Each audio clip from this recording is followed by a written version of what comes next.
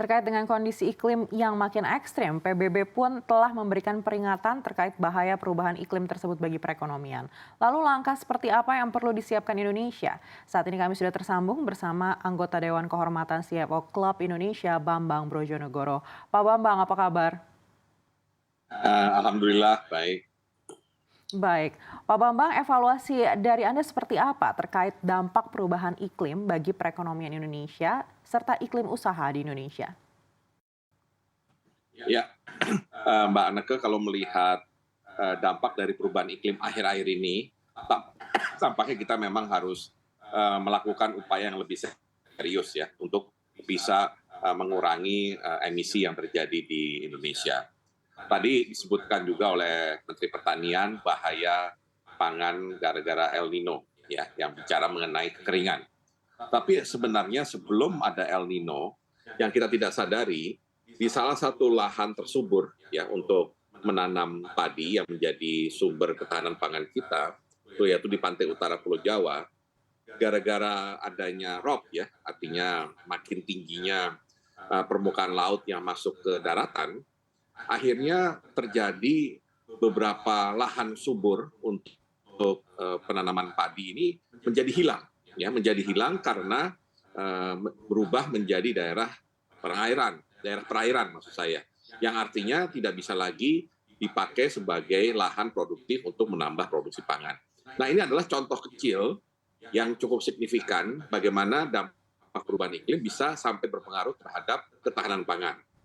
Nah, namun tentunya lebih dari itu, karena Bappenas misalkan membuat perkiraan bahwa nilai potensi kerugian ekonomi akibat perubahan iklim di Indonesia bisa mencapai 544 triliun rupiah untuk periode 5 tahun ya, 2020 sampai 2024 ini. Nah, di dalam itu salah satu yang tentunya kritikal adalah makin banyaknya bencana yang terkait air ya, bencana hidrometeorologi yang sudah mengakibatkan kerugian sampai 23 triliun rupiah per tahun dan memakan korban jiwa lebih dari 1.000 orang ya dalam 10 tahun terakhir ini. Nah, tentunya ini akan sangat berpengaruh terhadap dunia usaha, karena dunia usaha tentunya akan sangat bergantung kepada kondisi makro Indonesia, dan kalau ada gangguan dari konteks perubahan iklim terhadap kondisi makro Indonesia, termasuk misalnya nanti potensi inflasi yang meninggi, kalau misalnya ada gangguan pasokan pangan, maka ini akan bisa mengakibatkan gangguan terhadap daya beli masyarakat yang berujung pada melemahnya konsumsi terhadap produk-produk yang dihasilkan oleh private sector. Ya, ini salah satu konsekuensi yang mungkin terjadi kalau kita abai terhadap upaya untuk mengurangi dampak dari perubahan iklim. Di satu sisi juga untuk kita beralih ke energi baru dan terbarukan, boleh dibilang meskipun ada progres, tapi progresnya relatif lebih lambat dari target yang kita tentukan, terutama untuk tahun 2025. Jadi secara keseluruhan, memang dunia usaha dan tentunya pemerintah harus makin serius dalam upaya untuk mencegah dampak terburuk dari perubahan iklim itu sendiri. Baik, Pak Bambang, menurut Anda apa yang membuat transisi untuk energi baru terbarukan ini berlangsung cukup lambat? Apakah memang karena dibutuhkan investasi yang besar? Ya, ada beberapa faktor. Salah satunya adalah infrastruktur untuk jaringan, transmisi dan distribusi dari listrik yang masih sangat kurang di Indonesia. Mengingat memang selama ini kan kita bergantung kepada pembangkit listrik yang berbasis fosil, ya seperti batu bara atau gas. Di mana kalau batu bara dan gas itu kelebihannya adalah bisa dibawa dengan mudah dari sumber tambangnya, yaitu dari tambangnya menuju lokasi dari PLTU, ya dengan menggunakan kapal dan disediakan dermaga dan seterusnya. Nah, untuk energi baru dan terbarukan, terutama energi terbarukan, sifatnya sangat spesifik, ya. Misalkan kualitas angin yang bagus untuk membangkitkan listrik adanya di Sulawesi misalkan. Kemudian kualitas surya yang terbaik untuk menghasilkan listrik dalam jumlah besar adanya di Nusa Tenggara Timur. Padahal beban dari permintaan listriknya ada di Pulau Jawa misalkan. Maka mau tidak mau, listrik yang dihasilkan di Sumba atau di NTT maupun di Sulawesi tadi harus bisa dialirkan ke Pulau Jawa. ya, yang membutuhkan listrik dalam jumlah besar. Dan membawanya itu mau tidak mau harus menggunakan jaringan infrastruktur transmisi dan juga distribusi, utamanya yang berada di bawah laut. Ya, jadi kita bisa membayangkan memang saat ini infrastruktur kita belum cocok istilahnya untuk energi terbarukan, dan di masa depan kita harus invest dalam jumlah besar. Ya, di samping itu memang masih ada kendala dari sisi investasi. Artinya kalau kita berharap hanya PLN yang menyediakan energi terbarukan tentunya sangat sulit. Ya, PLN juga punya keterbatasan finansial.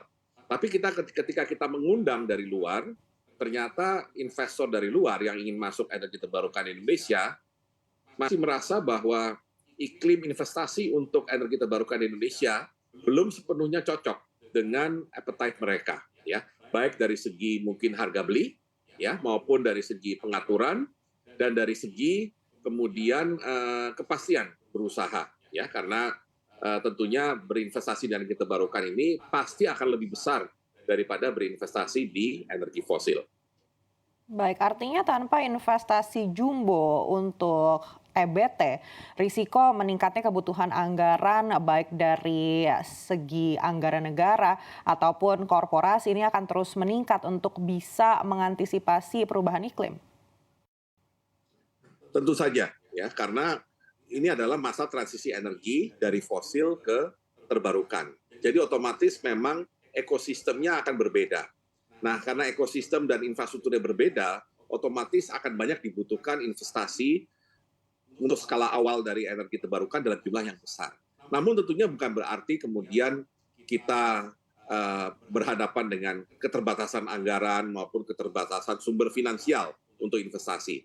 Saya masih melihat nomor satu, ya, masih besarnya subsidi untuk fosil di dalam APBN kita, itu adalah sebenarnya potensi yang nantinya bisa dialihkan dari subsidi untuk fosil menjadi subsidi yang spesifik hanya untuk energi terbarukan. Ya, ini akan sangat menolong karena akan juga memicu atau memberikan insentif kepada para pelaku usaha untuk masuk lebih dalam, lebih intens ke dalam bisnis energi terbarukan. Ya, kalau sumber finansial secara swasta atau yang berasal dari global, saya melihat sekarang green financing, sustainable financing sudah mulai menjadi mainstream dalam financing dunia.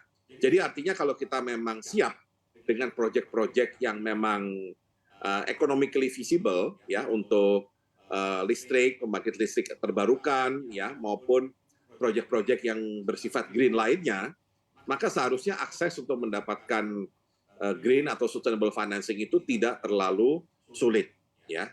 Dan yang paling penting juga rezim aturan kita terkait energi terbarukan maupun green development ini juga harus mendukung, ya, sehingga para investor terutama dari luar tidak perlu ragu-ragu lagi, ya, untuk investasi yang lebih besar di Indonesia.